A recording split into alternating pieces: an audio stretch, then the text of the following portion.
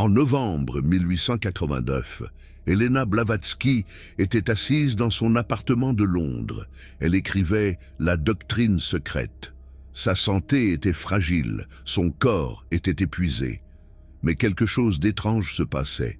Depuis quelques mois, elle ne ressentait plus les choses comme avant.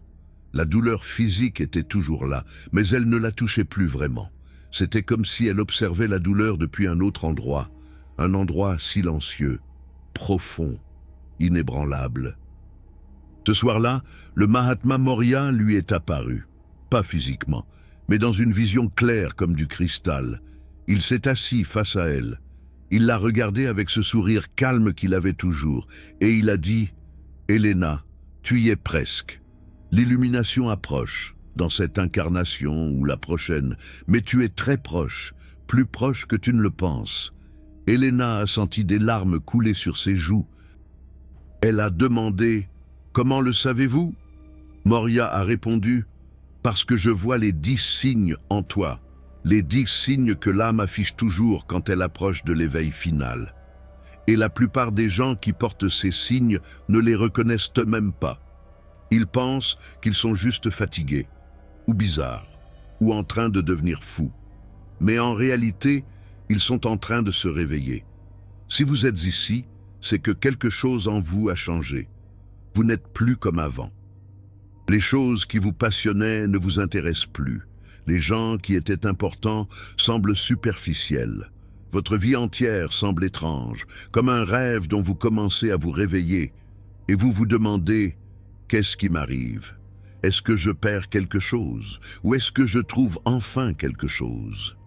Dans les minutes qui suivent, vous allez découvrir ce que le Mahatma Morya a révélé à Helena sur les 10 signes de l'illumination imminente. Les signes que presque personne ne reconnaît, pourquoi ils se manifestent dans cet ordre précis, et surtout, ce que vous devez faire quand vous les reconnaissez en vous pour ne pas saboter le processus à la toute dernière étape. Mais d'abord, il faut comprendre quelque chose de crucial. L'illumination n'est pas un événement magique qui arrive un jour comme la loterie. L'illumination est un processus progressif, une série de morts et de renaissances, un épluchage de couches. Et chaque couche qui tombe laisse un signe, un symptôme, une preuve que vous avancez. Morya a dit à Helena, « Les âmes endormies ne montrent aucun de ces signes. Elles vivent, elles meurent, elles reviennent dans le même cycle, sans progression. Mais les âmes qui approchent de l'illumination commencent à afficher ces 10 signes dans un ordre spécifique. C'est la carte routière de l'éveil. Si tu reconnais ces signes, tu sais exactement où tu en es sur le chemin. Premier signe, vous ne trouvez plus de plaisir dans ce qui satisfaisait votre ego.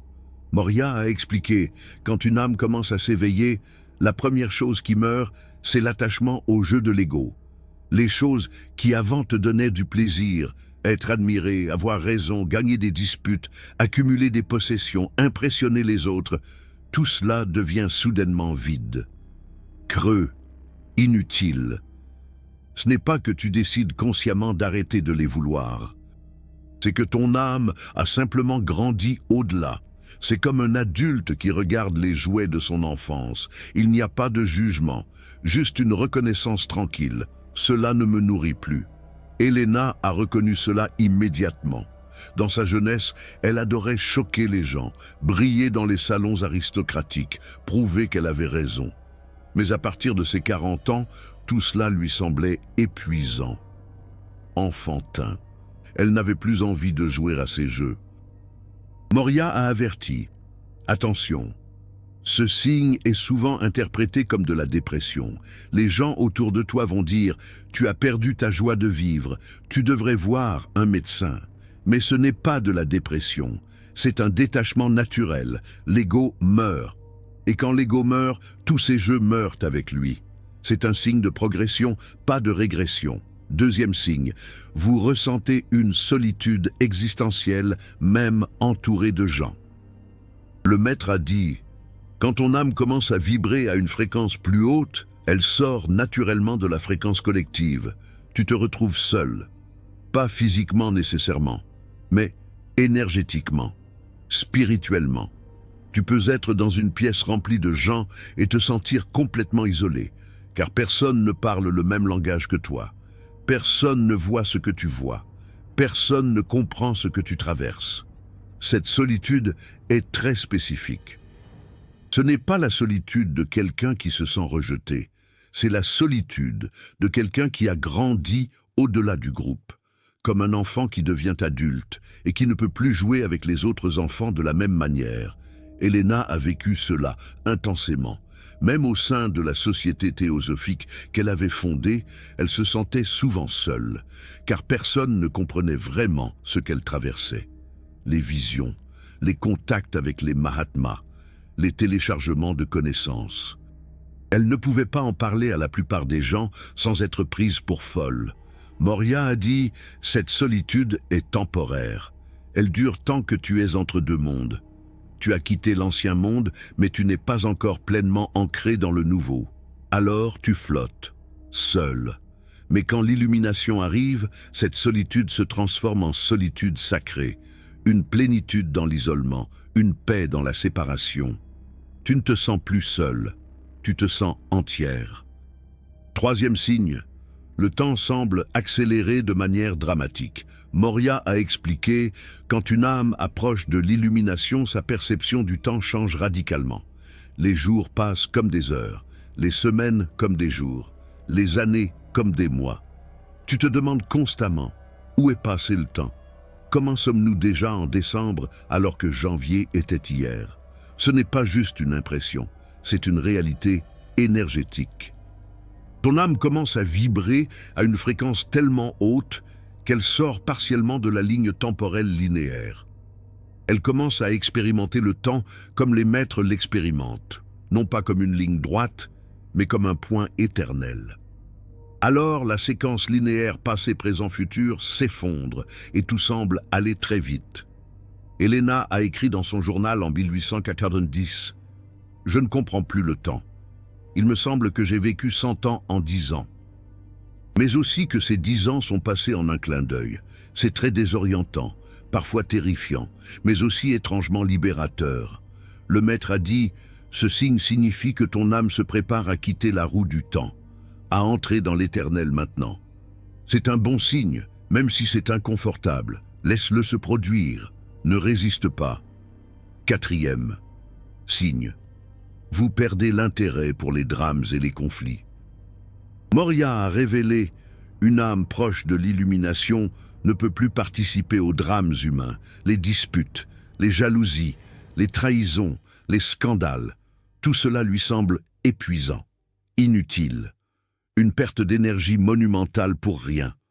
Avant, tu étais peut-être quelqu'un qui adorait les potins, qui prenait parti dans les conflits, qui défendait sa position avec passion. Mais maintenant, tu regardes les gens se disputer et tu penses « Pourquoi? Quelle différence cela fait-il dans 100 ans, dans 1000 ans? Qu'est-ce que cela change vraiment ?» Tu commences à voir les patterns, les cycles répétitifs, les mêmes drames qui se rejouent encore et encore avec des acteurs différents. Et tu n'as plus envie d'y participer. Tu veux juste te retirer, observer, rester en paix. Elena a été accusée de devenir froide, indifférente. Quand les scandales éclataient autour d'elle, notamment l'affaire Hodgson en 1884-1885, elle ne s'est pas défendue avec la passion qu'on attendait d'elle. Elle a juste dit que ceux qui veulent croire les mensonges y croient. Je n'ai pas le temps de me battre contre des illusions. Moria a dit, ce détachement est le signe que tu vois enfin la réalité pour ce qu'elle est, une pièce de théâtre, un jeu, une illusion temporaire, et tu n'as plus envie de jouer. Tu veux juste sortir du théâtre et respirer l'air frais de la vérité. Cinquième signe, vous vivez des synchronicités constantes et impossibles. Le maître a expliqué, quand une âme approche de l'illumination, le voile entre elle et les plans supérieurs devient très mince, tellement mince que les deux réalités commencent à se mélanger, et cela crée des synchronicités, des coïncidences impossibles, des signes, des messages, partout, tout le temps. Tu penses à quelqu'un et cette personne t'appelle dans la minute. Tu as besoin d'une information et tu tombes sur un livre qui contient exactement cette information. Tu te poses une question et la réponse apparaît sur un panneau publicitaire que tu croises par hasard. Ces synchronicités deviennent si fréquentes que tu ne peux plus les ignorer. Elena vivait cela quotidiennement.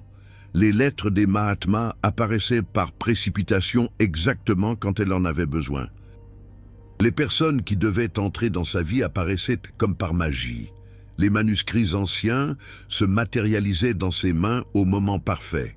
Moria a dit « Ces synchronicités sont la preuve que ton âme communique directement avec l'intelligence cosmique, que tu es guidé, dirigé, protégé. Fais confiance à ces signes. Suis-les.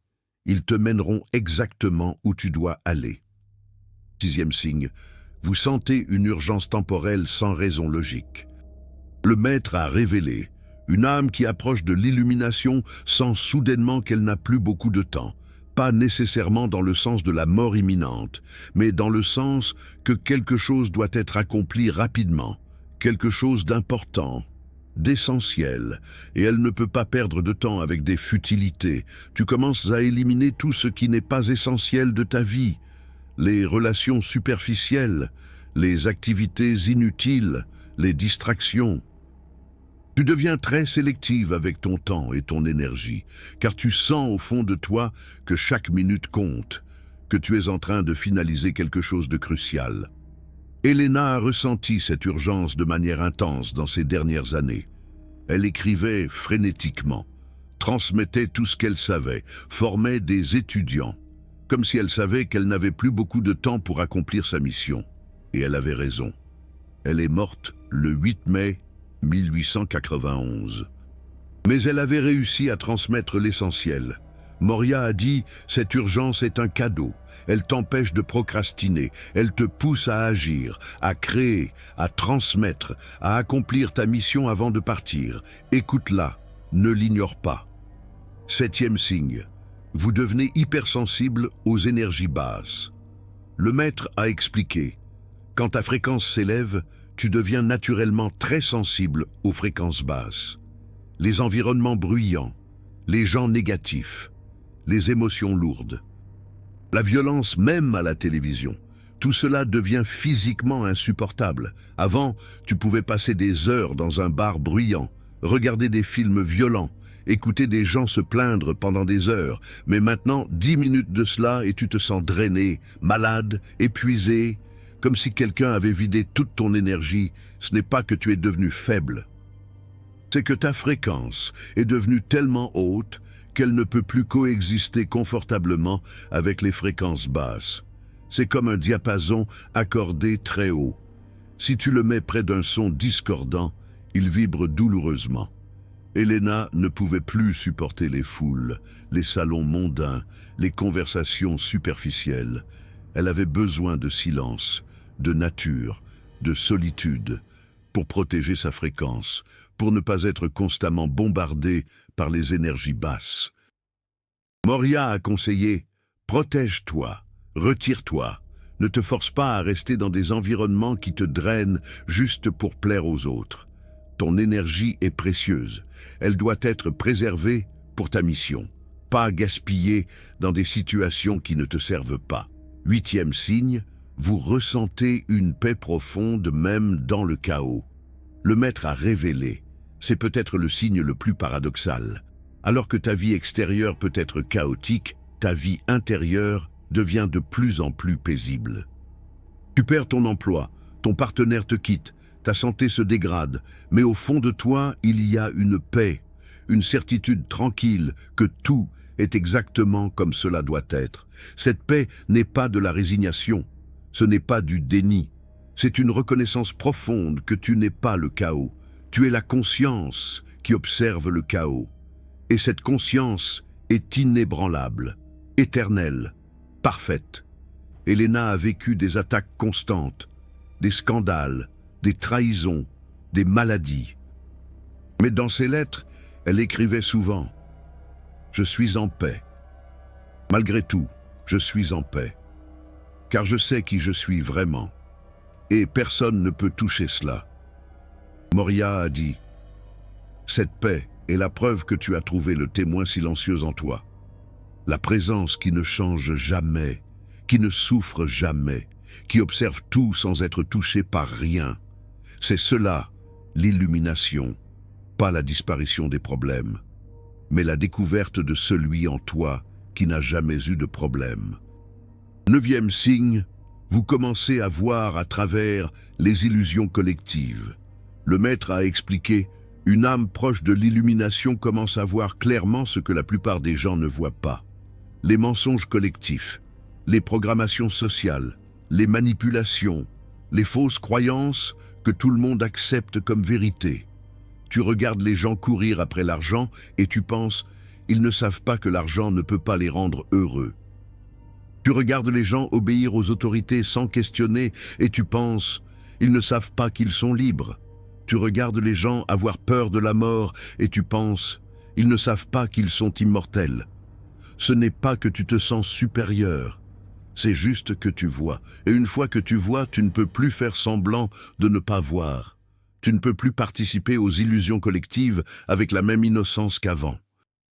Helena voyait à travers les mensonges des religions institutionnelles, les manipulations des pouvoirs politiques, les limitations imposées par la science matérialiste. Et elle passait sa vie à essayer de réveiller les autres, à leur montrer ce qu'elle voyait, même si cela lui coûtait sa réputation et sa tranquillité. Moria a averti, attention, quand tu commences à voir les illusions, tu peux devenir amer, cynique, en colère contre ceux qui sont encore endormis.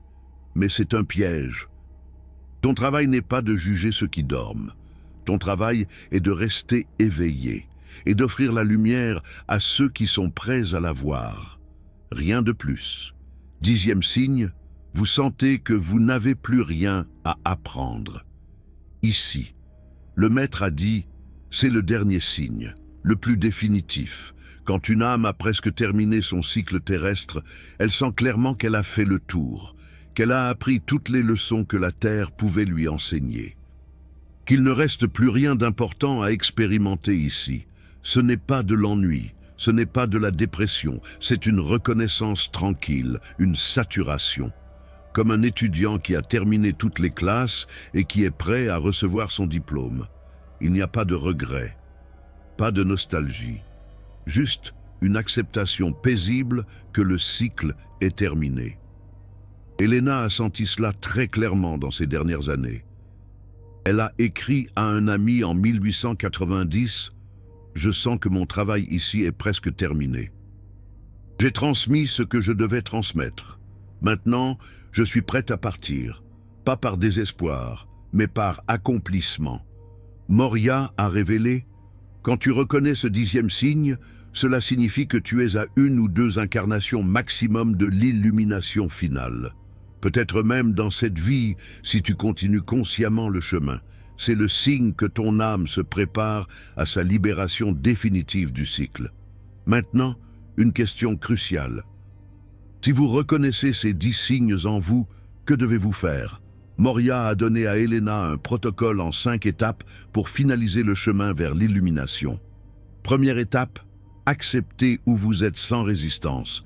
Le maître a dit, ne combat pas ces signes, ne les rejette pas, ne les cache pas, accepte-les pleinement. Oui, je suis différente maintenant. Oui, je ne rentre plus dans les cases. Oui, je suis en transition.